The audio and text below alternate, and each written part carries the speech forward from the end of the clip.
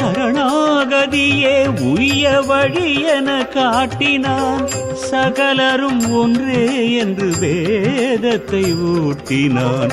சகலரும் ஒன்றே என்று வேதத்தை ஊட்டினான். பஜராமானுஜம் ஜெய ராமானுஜம், பஜராமானுஜம் ஜெய ராமானுஜம். அடியவர் மணிமுடி உடையவர் திருவடி பெருமுனி சூத்திர உரைமொழி தவமுனி. உடல் மிசை உயிரென தரிசன வழி தரும் பெருநெறி வைணவ குலநிதி. அகவிருளகல தெளிவுற ஒளி தரு பக்திவான்மதி.